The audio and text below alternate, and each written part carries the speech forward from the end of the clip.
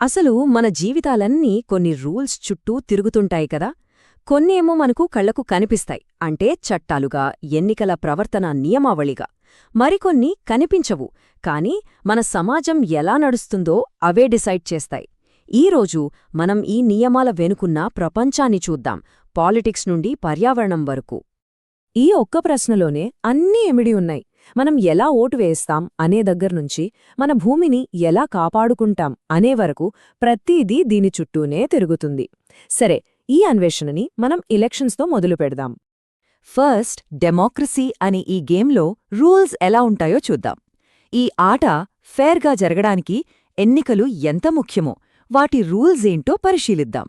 So ఇక్కడ చాలా ముఖ్యమైన పాయింట్ ఏంటంటే, మోడల్ కోడ్ ఆఫ్ కండక్ట్ అనేది పార్లమెంట్ పాస్ చేసిన చట్టం కాదు. ఇది రాజకీయ పార్టీలన్నీ కలిసి ఒప్పుకున్న కొన్ని గైడ్లైన్స్. ఒకరిపై ఒకరు నమ్మకంతో చేసుకున్న ఒక పెద్ద మనుషుల ఒప్పందం లాంటిదన్నమాట, గేమ్ నిజాయితీగా ఆడతామని. ఈ అనాలజీ చాలా బావుంది కదా. క్లాస్లో స్టూడెంట్సే వాళ్లకోసం రూల్స్ పెట్టుకున్నట్టు. ఆట ఆడేవాళ్లే రూల్స్ ఒప్పుకుంటే ఎవరూ చీటింగ్ చేయకుండా ఉంటారు. సింపుల్. అంటే ఒకసారి ఎలక్షన్ డేట్స్ అనౌన్స్ చేశారంటే అధికార పార్టీ పవర్స్కి బ్రేకులు పడిలట్టే. ఓటర్లను ఆకర్షించడానికి కొత్త పథకాలు, కొత్త హామీలివ్వడానికి వీల్లేదు. గేమ్ లెవెల్ ప్లేయింగ్ ఫీల్డ్లో జరగాలి, అంతే. దీని ఎవల్యూషన్ కూడా చాలా ఇంట్రెస్టింగ్గా ఉంది. కేరళలో ఒక చిన్న ప్రయోగంగా మొదలై ఇప్పుడు దేశవ్యాప్తంగా ప్రతి ఎలక్షన్లో స్టాండర్డ్ అయిపోయింది. చూసారా? ఒక చట్టం కాకపోయినా దీనికి ఎంత నైతిక బలముందో. సరే, ఈ ఫేర్ ప్లే, ఈ నిష్పక్షపాతం అనేది కేవలం ఎలక్షన్స్ వరకేనా? కాదు, ఇది పార్లమెంట్ హాల్స్లో కూడా పాకింది. కాని అక్కడ ఆయన పక్షపాతంతో ఉన్నారు అనే ఆరోపణలు మన ప్రజాస్వామ్య చర్చల పునాదులనే కదిలిస్తున్నాయి. అసలీ పక్షపాతమేంటో చూద్దాం. ఇప్పుడు అసలు సమస్య ఎక్కడొస్తుందంటే, పార్లమెంట్లో చర్చలకు రిఫరీ లాంటి స్పీకర్ పైనే ఇలాంటి ఆరోపణలు వచ్చినప్పుడు. అప్పుడు తటస్థంగా ఉంటారు అనే నమ్మకమే పోతుంది కదా. డిస్కషన్స్ జరగాల్సిన చోట పవర్ ప్లేస్ జరుగుతున్నాయనే ఫీలింగ్ వచ్చేస్తోంది. పార్లమెంట్ ప్రజల గొంతుకను వినిపించాల్సిన వేదిక నుండి ఒక పొలిటికల్ బ్యాటిల్ గ్రౌండ్గా మారిపోతోందా? సరే, పాలిటిక్స్లోని రూల్స్ చూశాం. ఇప్పుడు మనం వర్క్ ప్లేస్కొద్దాం. ఇక్కడ ప్రతిపాదించిన ఒక కొత్త రూల్ జెండర్ ఈక్వాలిటీపై ఒక పెద్ద డిబేటును రేపింది.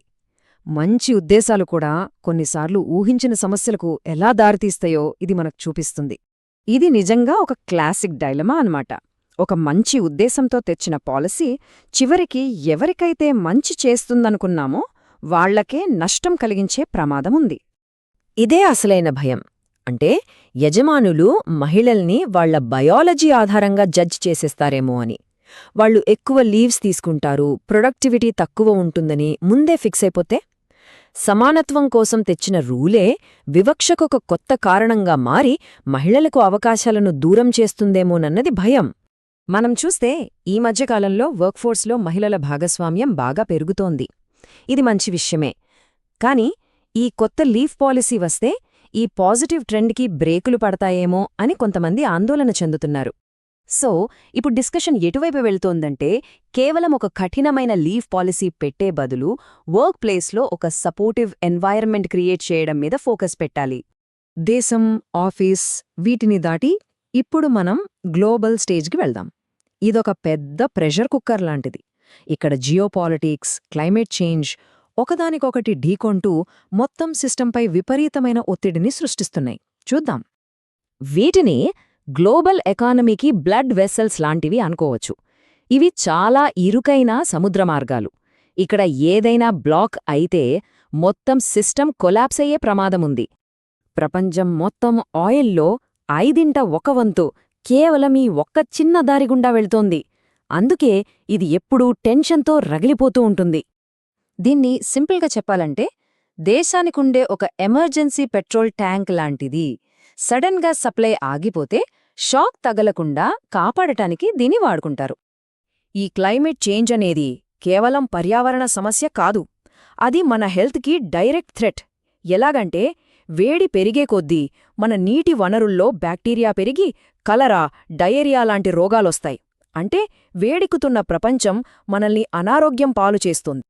అందుకే ఇప్పుడు గ్లోబల్ క్లైమేట్ మీటింగ్స్లో ఫోకస్ మళ్లీ బేసిక్స్ మీదకొస్తోంది.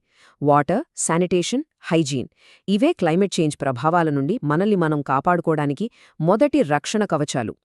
సో ఈ రోజు మనమేం చూసాం? ఒక ఎలక్షన్ కోడ్ ఆఫ్ కండక్ట్ అయినా, ఒక కొత్త చట్టం ప్రతిపాదనైనా, లేక ఒక గ్లోబల్ ఇనిషియేటివ్ అయినా, ఎలాంటి పెద్ద సమస్యలనైనా ఎదుర్కోవాలంటే మనకు కావాల్సింది సరైన రూల్స్, ఒక ఫ్రేమ్వర్క్. మన సక్సెస్ అంతా మనం నిర్మించుకునే ఈ ఫ్రేమ్వర్క్స్ మీదే ఆధారపడి ఉంటుంది. కాని అసలు ప్రశ్న ఏంటంటే, మనం మన భవిష్యత్తు కోసం సరైన రూల్స్ రాస్తున్నామా? రాబోయే పెను సవాళ్లకు మన ప్రస్తుత వ్యవస్థలు సరిపోతాయా? దీని గురించి ఆలోచించాలి. మాతో చేరినందుకు ధన్యవాదాలు.